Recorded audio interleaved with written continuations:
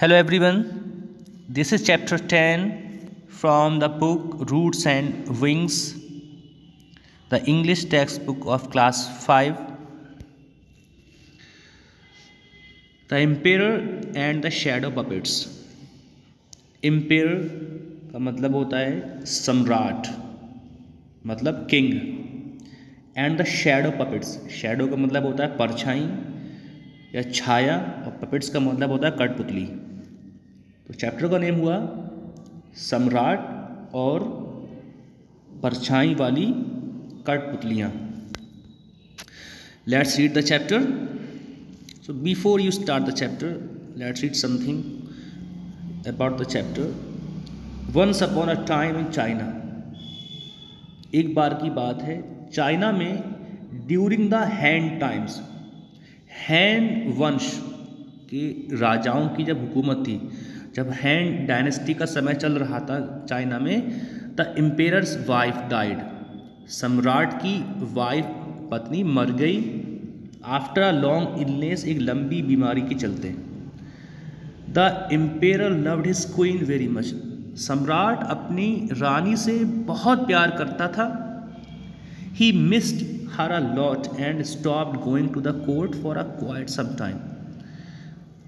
बीवी की मृत्यु के बाद, पत्नी की मृत्यु के बाद राजा को बहुत दुख पहुंचा और वो उसे बहुत याद करता था, और इसलिए उसने लंबे समय तक उसने दरबार जाना बंद कर दिया।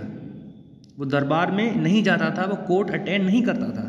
But after the efforts of a puppeteer he accepted his fate and started taking interest in the court affairs once again.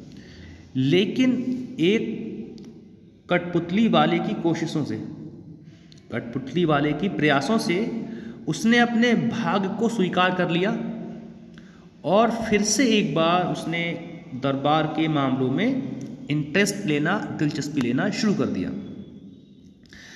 Let's read further. The following lesson is the story of Emperor's loss of interest in matters related to his court after the death of his queen and subsequent revival of his interest.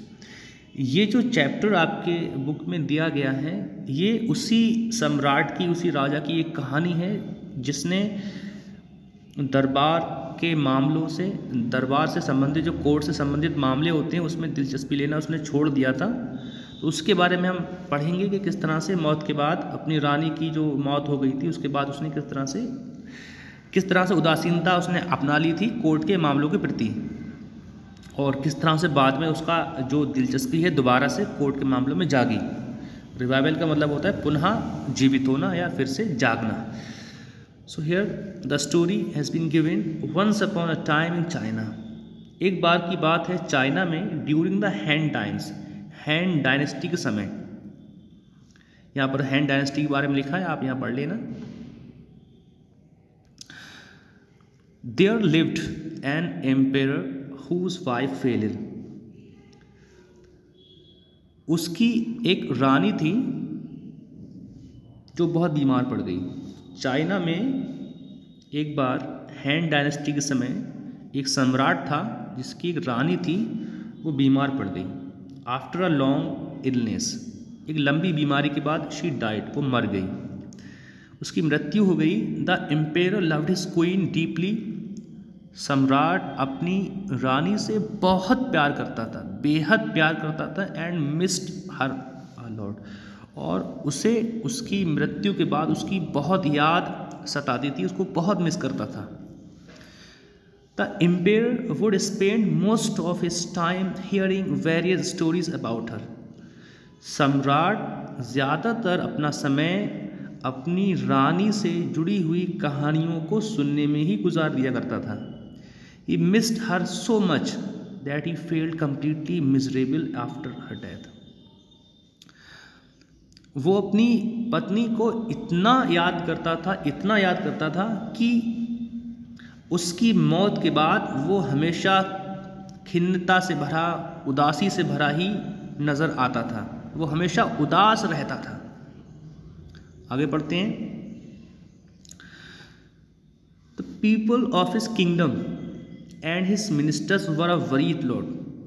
उसके राज्य के लोग भी और उसके मंत्री भी काफ़ी चिंतित रहने लगे उसकी इस कंडीशन से। इनिशियली शुरुआत में they thought that the emperor would probably overcome his grief with the passage of time. शुरुआत में उनको ये लगता था कि सम्राट समय के साथ साथ with the passage of time, जैसे जैसे वक्त गुजरेगा, वो अपने ग्रीफ यानी कि दुख से बाहर आ जाएंगे। बट हिज लोनलीनेस, लेकिन उनका अकेलापन affected his health and his work. लेकिन राजा का जो अकेलापन था उसने राजा के स्वास्थ्य पर भी असर डाला और उनके कार्य पर भी असर डाला, यानी कि वो दरबार से जुड़े हुए मामलों में बिल्कुल भी इंटरेस्ट नहीं ले रहे थे, अपने राजपाट को बिल्कुल भूल बैठे थे। Whenever the courtiers or ministers came to him for advice, he would simply say, "No, I will look into the matter some other day." Whenever, जब कभी भी courtiers दरबारी और ministers या फिर मंत्री came to him, उसके पास आते थे for advice, सलाह लेने के लिए, he would simply say, तो वो simply ये कह देता था, "No, I will look into the matter some other day," कि मैं इस मामले को किसी और दिन देखूंगा। He gradually lost interest in the activities of the court. धीरे धीरे उसका राजकाज की जितनी भी एक्टिविटीज़ होती थी, क्रियाकलाप होते थे, उन सब से उसका मोह भंग हो गया था, उसका इंटरेस्ट खत्म हो चुका था।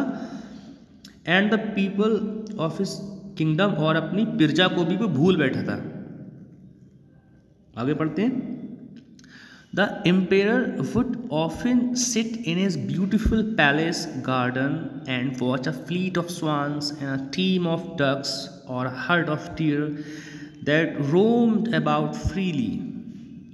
राजा अपने महल के बगीचे में बैठ जाया करता था, अक्सर बैठ जाया करता था, और वहाँ पर हंस के झुंड को देखा करता था, बत्तखों को देखा करता था और हिरणों के झुंड को भी देखा करता था, जो वहाँ पर स्वतंत्र रूप से घूमा करते थे, विचरण करते थे। इन सब पशु पक्षियों को वो देखा करता था। The deer had been gifted by a king of far away country. ये जो हिरन थी, ये हिरन एक दूर के राजा ने उसको गिफ्ट दी थी। तो यहाँ हमने पढ़ा कि जो राजा था वो अपने महल के बगीचे में बैठता था और वो देखा करता था हंस को, अगर वगैरह पक्षियों को। और जो हिरन थी वो दूर के राजा के द्वारा गिफ्ट की गई थी। But nothing seem to cheer him, लेकिन ये जितनी भी चीज़ें थीं, इन सब चीज़ों से भी उसके मन में किसी भी तरह की प्रसन्नता नहीं आई। चीयर का मतलब होता है खुशी या प्रसन्नता आना। इस कोई चीज़ को खुश नहीं कर सकी, उसको अंदर प्रसन्नता नहीं भर सकी।